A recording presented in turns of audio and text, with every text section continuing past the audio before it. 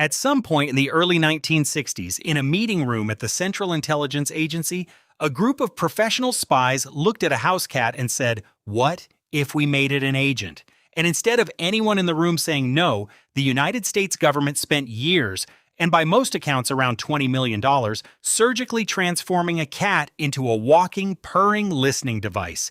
This is Operation Acoustic Kitty, the single most confident misunderstanding of cats in recorded history. This is Oops History, true stories that sound fake. Today, the CIA versus the concept of a cat. Context: it's the height of the Cold War. Washington and Moscow are drowning in espionage, bugs in embassies, microphones in typewriters, entire buildings wired for sound. And the Soviets have adapted. For sensitive conversations, they go outside. Parks, benches, open plazas, places where ambient noise wrecks long-distance microphones, and where a man in a trench coat holding a boom mic is, let's say, conspicuous. So the CIA's Directorate of Science and Technology, the Gadget Division, the real-life Q branch, started thinking about surveillance platforms that could get close to two men on a park bench without raising suspicion. Something small, something mobile, something that belongs in a park so completely that the human brain filters it out.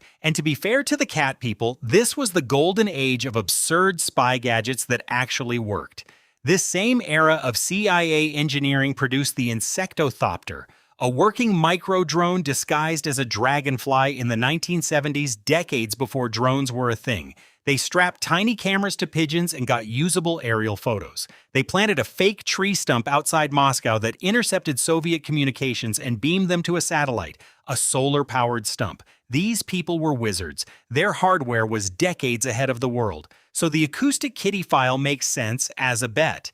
Our engineering is magic. Animals are just machines made of meat. How hard can the meat be? And that is the exact spot where the wheels come off, because the hardware division kept its end of the deal. The cat electronics genuinely worked. The failure was 100% on the biology side, specifically on the assumption that a cat, anywhere in its heart, contains an employee. A cat. Cats go everywhere. Cats sit near people. Nobody has ever looked at a cat in a park and thought, counterintelligence. On paper, it's genuinely clever. The problem is that the plan required the cat to cooperate, and the CIA, an agency capable of toppling governments, was about to discover something every cat owner learns in week one. A cat has never once in its life cooperated with anything. First, the engineering, and I promise this is real, described in declassified documents and confirmed by former CIA officers. Veterinary surgeons implanted a microphone in the cat's ear canal, a miniature radio transmitter at the base of its skull, a battery in its torso, and an antenna woven along its spine into the fur of its tail.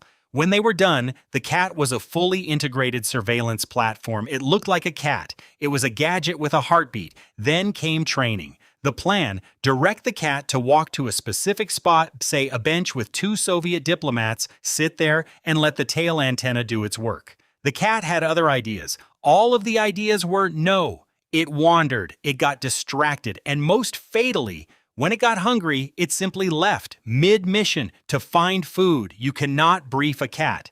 The CIA's solution to the hunger problem was another procedure to suppress the distraction. And the fact that the asset abandons the mission when peckish was considered a hardware bug tells you everything about how this agency understood cats.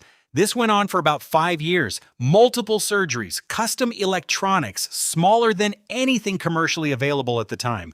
Teams of handlers, veterinarians, and audio engineers. Estimated cost, according to former officers, around $20 million. To make one cat do what a $50 microphone does, if the microphone could also run away. Quick science corner, because the CIA's mistake has an actual evolutionary explanation. Dogs have spent 30,000 years being bred by humans, for humans. They are genetically co-workers. They read our gestures. They crave our approval. They want the mission to succeed. Cats domesticated themselves. They moved into our grain stores about 10,000 years ago as freelance pest control, and they have kept that exact employment status ever since. Independent contractors, results not guaranteed, no manager recognized. You can train a cat, Trainers do it with clickers and patience, but only by convincing the cat it was the cat's idea. The CIA didn't need surgeons. It needed to make espionage feel like the cat's idea, and there has never been a budget large enough for that.